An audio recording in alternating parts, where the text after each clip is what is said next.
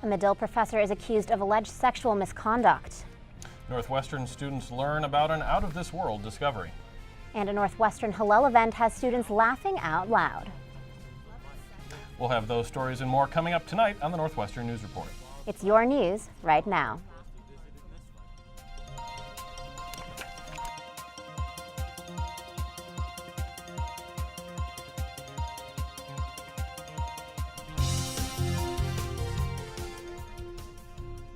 Good evening, I'm Isabel Lawrence. And I'm Andrew Merica. Thanks for joining us.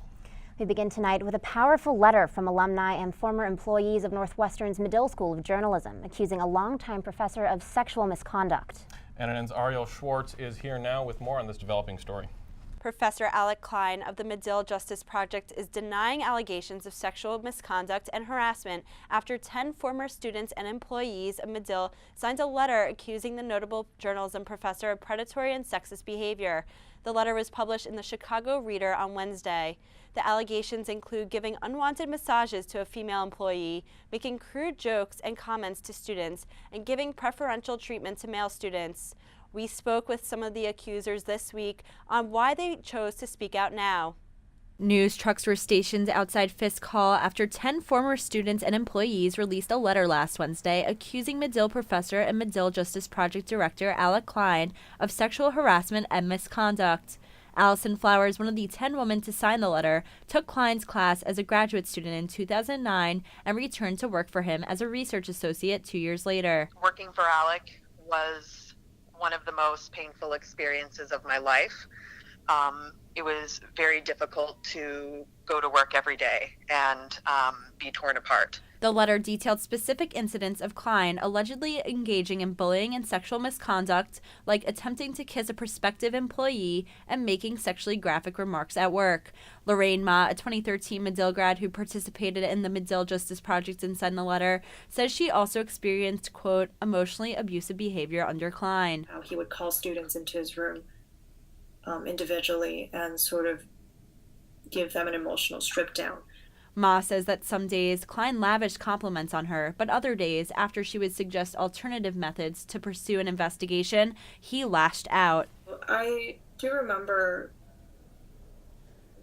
how he would personally attack me, question my integrity, question my intelligence, and I remember feeling really ashamed and crying in his office, and also confused about what I had done wrong or if I had done anything wrong. On several occasions, Ma and her classmates say they brought their complaints to the attention of Northwestern administrators. After initial allegations a few years ago, the university opened an investigation, but university spokesman Al Cubbage said the complaint was not substantiated. No action against the Klein was taken. It felt like nobody really believed us. I think the process of trying to get our voices heard by the administration at the time was also very emotionally draining. And at some point, all of us were just like, okay, we just have to let go. Junior Haley Miller, a student in Klein's class last quarter, says she was not surprised when learning about the allegations. I think anytime you hear something like this, your heart just breaks a little bit for the victims and the people who are coming forward. Miller says she hopes that Northwestern will take appropriate actions against Professor Klein. I think that the Medill Justice Project itself prides itself on trying to find justice and get to the truth, as most journalists do. And so I really just hope that Northwestern takes that same approach and they seek to find the truth and report it just like we as journalists do. Cubbage confirmed the existence of these new allegations last Thursday and in a statement said, Northwestern University today received a message from former students and 2 former employees containing allegations of inappropriate conduct by Alec Klein, a professor in the Medill School of Journalism, Media, Integrated Marketing Communications. The university takes seriously all complaints that are brought to its attention. Many of the allegations were contained in a complaint brought several years ago by a former employee. At that time, the university conducted a thorough investigation and the complaint was not substantiated. Northwestern will now review the allegations received today. We encourage anyone who has been the victim of alleged harassment or misconduct at the university to contact the Office of Equity. That office, rather than any of the individual schools, handles all complaints regarding alleged sexual misconduct at Northwestern. Complaints are not investigated by individual schools.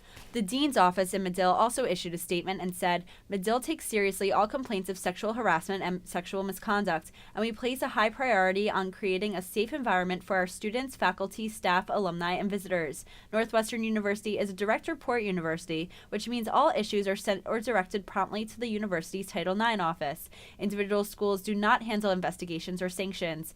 This university process is intended to protect the privacy of complainants and ensure that a trained professional staff handles investigations and assigns any sanctions. Investigative journalists have been at the forefront of the conversation around allegations of sexual misconduct. As journalists and educators, we are especially sensitive to these types of complaints. Despite all of this, Flowers and the other accusers are now speaking up. I'm not going to be silenced. I'm going to continue to speak out and tell the truth. And now some faculty at Medill are listening. Multiple faculty members sent a letter to the accuser saying, "We hear you, we are listening, and we're committed to doing our part as teachers in a sustained effort to make changes that will ensure no student or employee experiences abusive treatment, sexual misconduct, or discriminatory behavior." Two accusers have already received cease and desist letters from Klein's legal team. Klein's attorney says he plans to pursue further legal action. He is currently on a leave of absence. The investigative journalism class is continuing under the advisorship of Professors Patty Wolter and Peter Slevin. Great reporting here, Ariel. Thank you so much for that report. The walkway behind Frontera Fresca on the ground floor of Norris is now lined with paintings and poetry thanks to student group NU Active Minds. NNN's Joey Safchik has the story. It's really soul-bearing and amazing that they were that vulnerable. NU Active Minds looks to facilitate conversations about mental health on Northwestern's campus through their gallery called Invisible. The artwork is on display at NU Galleria, a pop-up gallery in Norris where students are encouraged to showcase their work. Invisible's coordinators, who are in charge of special events for NU Active Minds, say they hope that seeing the personal work will make discussions about mental illness less intimidating. You can convey emotions that maybe you're not ready to talk about or that you can't really put words to. So I think it's powerful in that way.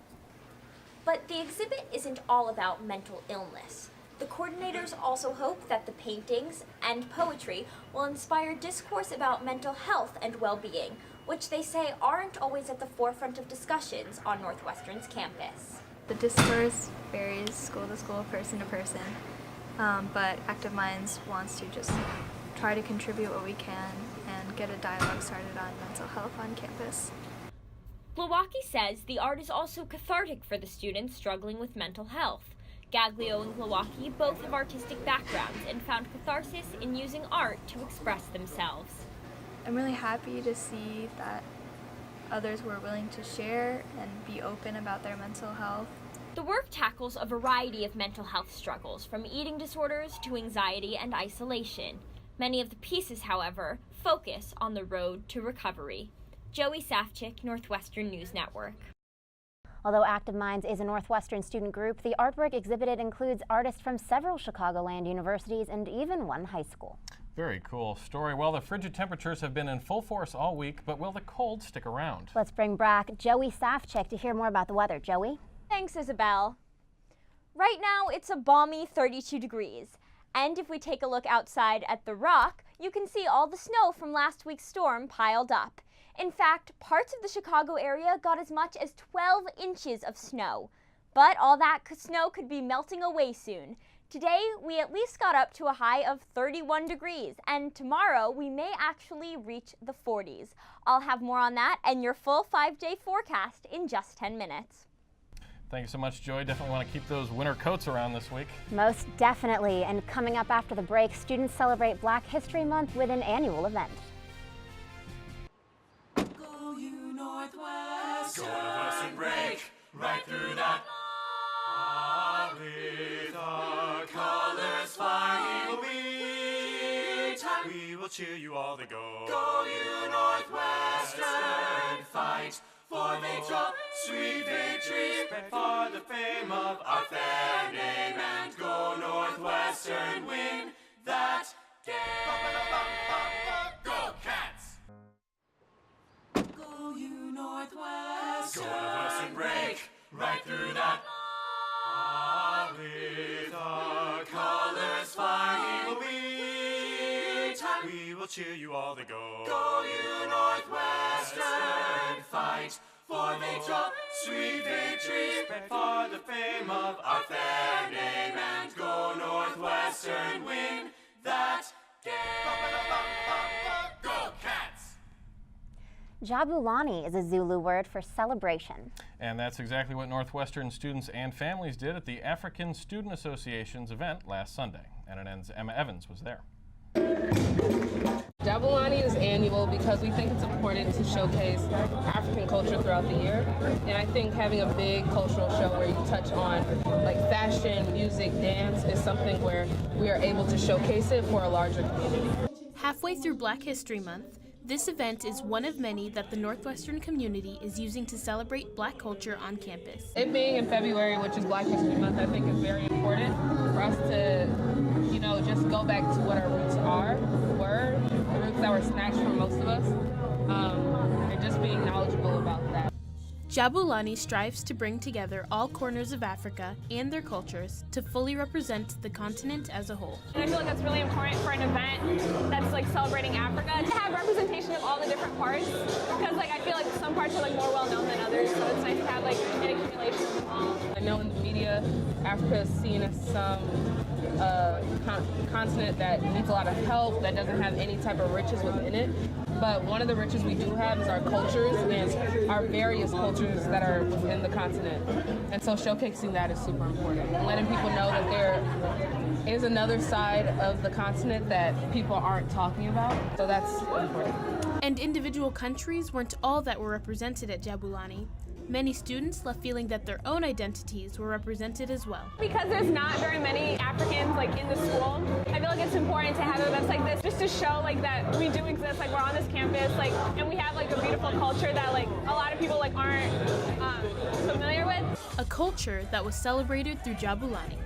With the vibrant show, live music, poetry, African dancing, and diverse food from all over the motherland. I hope people feel a sense of home. I know that sounds weird, but just feeling okay, they were drawn back to their roots. And I hope they gained some knowledge out of it. Whether it was comfort or knowledge, the African Students Association hopes everyone in attendance could take something away.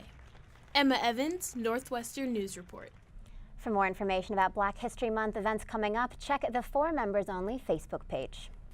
Since 2010, NU student group Applause for a Cause has provided students with the opportunity to participate in creating feature-length films to benefit Chicago-based charities. But without recognition from the university's radio, television, and film department, the group is struggling to raise the funds necessary to continue its work. Applause for a Cause applied for RTVF recognition this past October, hoping for funding and access to equipment in the cages in Lewis Hall. But the application was denied, the only explanation being that the group didn't fit into the university's media arts grants procedures, a requirement that the group's co-producers say wasn't clearly stated in the application guidelines. Multiple alumni and the group's exec board reached out to the department to discuss the application, but their emails and requests for feedback have gone unanswered. It's easier to just deny Applause cage access than it is to try to work out with a solution with us to figure out a way that works for all parties. It's much easier to just stop responding to our emails than it is to recognize that there are students here doing some really great work. The group gets about $100 per quarter from NUASG and raises the rest of its budget through campaigns on various fundraising platforms.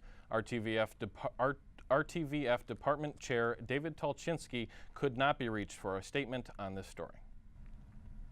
And Northwestern is the university with the highest percentage of voter engagement, according to the National Study of Learning, Voting, and Engagement. Research shows that more than 96% of eligible voters at NU are registered, compared to just over 70% at other universities.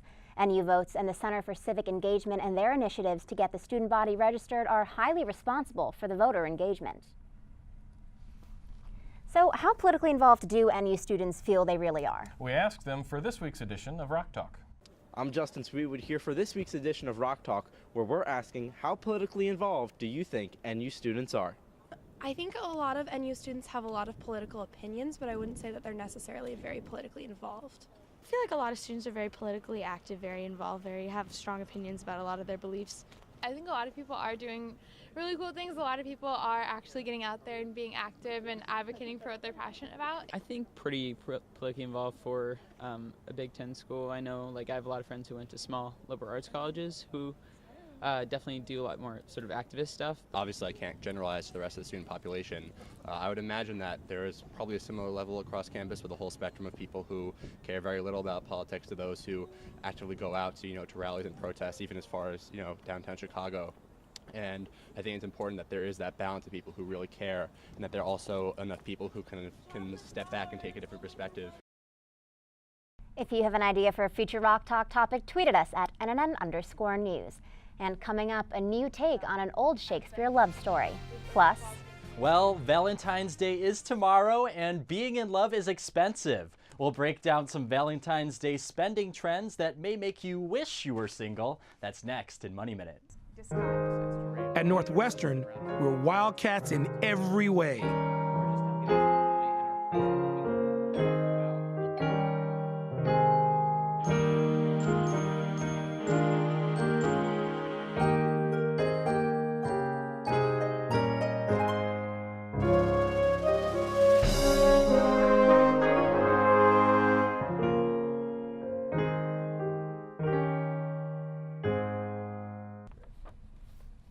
Northwestern Student Theater Board Lovers and Mad Men presented Beatrice and Benedick this past weekend. The play is an adaptation of Shakespeare's Much Ado About Nothing. And NNN's Charlie Rode tells us why this particular adaptation is unique. Yeah, that's right. This past weekend, I got the chance to follow the rehearsal and performances of Beatrice and Benedick, which reimagined Shakespeare's Much Ado About Nothing. Aside from simply being another adaptation, this version carries some special weight in today's social climate. It's here, it's queer, it's Shakespeare. Beatrice and Benedick is a queer reinterpretation of the classic Much Ado About Nothing, with a redefined romance between the main characters. You may have seen Much Ado About Nothing, but you sure haven't seen Anna Cohen's Much Ado About Nothing. I'm standing here on the set of Beatrice and Benedick in Lutkin Hall. As you can see, the set is pretty minimalistic, relying heavily on the strong performances of the actors. According to director Anna Cohen, this version uses simply a condensed version of Shakespeare's original play, with all of the 17th century dialogue still in use. The biggest difference is that Benedick is a woman who disguises herself as a man in order to fight in the war that takes place before the show. And then she is in a closeted relationship with Beatrice, who is the only person who knows about this disguise, and the rest of the play unfolds accordingly. Cohen was inspired to craft this direction of the show after taking the class Intro to Shakespeare in the fall, as well as her own LGBT experience. In the final exam, I was thinking about how Beatrice is one of Shakespeare's best characters, and how it would be totally believable if she were not straight. She says a large part of the message of the show is to emphasize the need for queer representation in the arts, as well as being open to different interpretations of classic Shakespeare. I think it's really important to include LGBT representation in any way that you can. People reinvent Shakespeare shows all the time. They make them modern, they make them musicals like West Side Story. These are shows that have been around for hundreds and hundreds of years, and we're just now getting to a point in our culture where we can talk about LGBT representation. What makes the text so lovely and wonderful is not that we preserve it exactly as it was, but that we carry its messages and legacy forward so that modern audiences understand it and can recognize themselves in it, even if the characters were written so long ago. Lovers and Mad Men's next production will be Jasper and Deadland, set to open in March. Charlie Rode, Northwestern News Report. Beatrice and Benedick is just the latest in Lovers and Mad Men's repertoire. The board specializes in producing classic and classically inspired works of theater. Thank you, Charlie. And now we go to Joey Safchik with your full 5-day weather forecast. Joey? Tired of trudging through inches of snow to get to class? Then you're in luck. Let's look at the 5-day weather forecast to see why we can leave our snow boots at home this week. Wednesday will be mostly cloudy with a high of 42. Not quite iced latte weather for most, but no snow is expected. Thursday will hover around the same temperature with a high of 39, but it will also bring some evening rain. Friday will return to dry and partly cloudy, though it's bound to be a little colder with the 5-day low of 24 degrees and could get all the way down to 8. The sun will come out on Saturday, though don't let clear skies fool you because the high is only at 32. And the sun will stay out for Sunday, warming us back up to 40 degrees. It's not quite time to hang up your winter coats, but it looks like we'll get to go at least 5 days without Lake Michigan freezing over. I'm Joey Safchik, and this was your 5-day weather forecast. Back to you. Thank you, Joey. It was a snowy and icy weekend, but some Evanston residents were embracing the cold for art. Evanston families gathered in Evanston Square at Sherman and Davis Saturday to watch ice sculpture demos created by Chicago Ice Works, put on by Downtown Evanston Events. Families could enjoy free hot chocolate, milkshakes, and spin a wheel to win prizes. Throughout the 2-hour event, Chicago Ice Works carved one ice block centered in the middle of the square into a heart to celebrate Valentine's Day. Marketing and event coordinator for Downtown Evanston, Laura Brown, says Downtown Evanston also wanted to promote the hashtag #WeLoveEvanston brand. It's a hashtag that a lot of people in Evanston use to sort of show some of their favorite Evanston restaurants, shops, public art, architecture. So we're just sort of building on that. Brown says Downtown Evanston is encouraging people to use the Evanston hashtag on social media to enter this month's photo contest.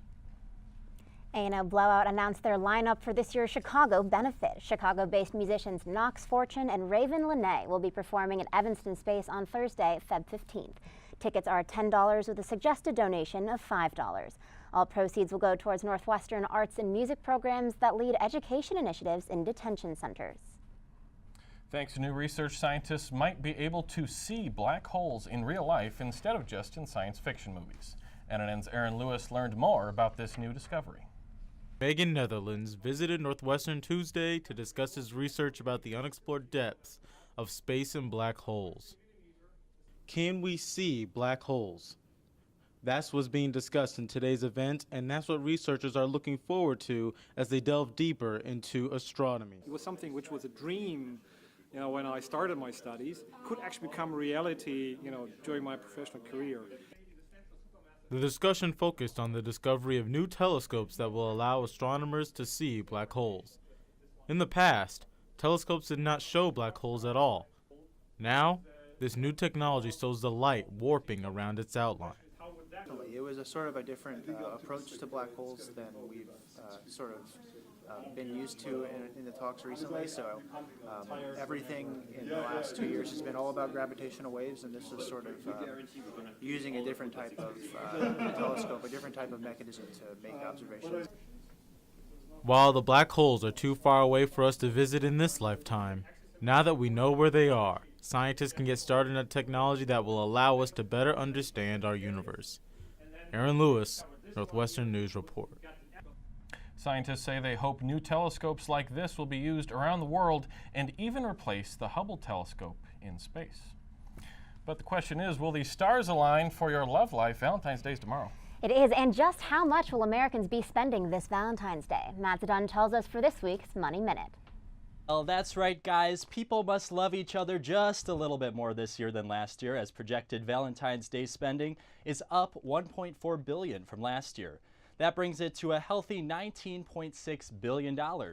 That's actually the most spending we've seen in the past 10 years, with the exception of $19.7 billion back in 2016. Now, let's do the math a little bit. That's about $144 per person, and we know that men spend about twice as much as women on Valentine's Day. Let's take a look at what folks are spending their money on. About $5 billion will go toward jewelry, $3.7 billion will go toward a night out, $2 billion will go to flowers, $1.9 billion will go to clothing, and $1.8 billion of that will go to candy. Wow, that's a lot. Now, for those of you not really into Valentine's Day, we wouldn't want to leave you out of our Money Minute analysis. 45% of adults say they do not plan to celebrate the big day, and half of singles say they are happy about their relationship status. So happy about their status, apparently, that 27% of singles plan to buy themselves a gift on Valentine's Day. Wow. Either that or they'll spend on their pet. The average amount spent by Americans on their four-legged friends is expected to be just short of $6 this year. Well, whether you're single or in a relationship, those of us in Chicago will be happy to know we live in the 5th best city for Valentine's Day. That's according to Wallet Hub. That's based on restaurant costs, number of florists, jewelers, and candy shops. We're behind San Francisco, San Diego, Las Vegas, and of course, Orlando. With Money Minute, I'm Matt Dunn. On behalf of all of us here at NNN, I wish you a very happy Valentine's Day. Coming up, we explore what created a latte laughter at a local coffee shop. At Northwestern, we're Wildcats in every way.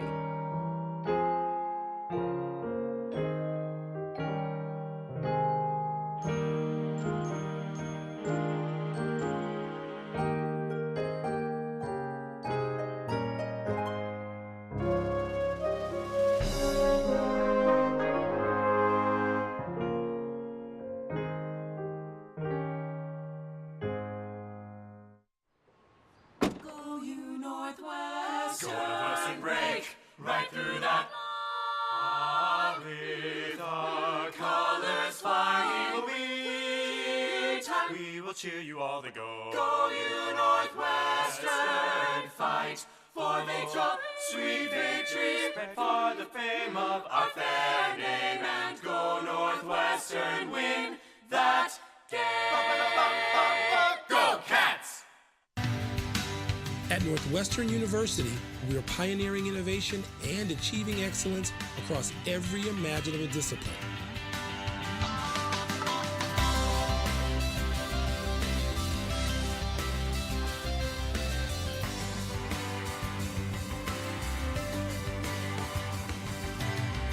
At Northwestern University, the possibilities are endless. Northwestern Hillel hosted their first Cuppo Joke event last Thursday night. As they put it, this event was a way for students to decompresso with a latte laughs. And NNN's Sian Shin is here with more. That's right. I went over to the local coffee shop Caffeine last Thursday to check out Hillel's Cuppo Joke event featuring comic Benji Lovett. The snowy weather didn't stop students from packing the room for a night full of fun and laughs. The comedians also showed how comedy can incorporate cultural education and bring people together. Caffeine and Hillel gave students a break from midterm season stress with a night of free coffee and 3 acts of comedy. 2 NU students performed the opening acts before the headliner, Benji Lovett, a renowned American-Israeli stand-up comedian. Lovett's set also discussed politics and Israeli society. You know, when people think of Israel, they think of conflict or politics, but I always say, like, everyone who's been there knows it's so much more than that. Many people don't like America's current president, and it would be wrong to only think of America in terms of that. Simcha Masala, the Israel Fellow at Northwestern Hillel, says she appreciates how comedy can bring people together. Comedy is something that a lot of people can relate to. Everyone loves to laugh, and it connects people together. And comedy has the power to encourage and celebrate cultural awareness. I feel like it's very important to have this experience of like getting to know other cultures, to understand like yourself better and how you are in regards to others and how you can learn from others. Lovett says he dedicates his work to a laugh and learn philosophy. Even if people, you know, if they don't know what I'm talking about, like, even if they're not laughing, if they're learning, maybe their minds are opening to different perspectives, that's great too. So, you know, obviously, like, that's not your typical comedy show, but so what?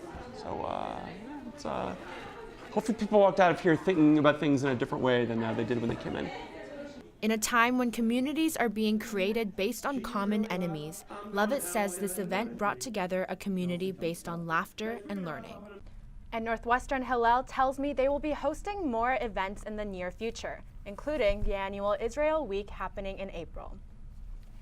Thanks, Han, and that's all we have for tonight for the Northwestern News Report. For all of us here at NNN, I'm Isabel Lawrence. I'm Sian Shin. And I'm Andrew Merica. Thanks for watching.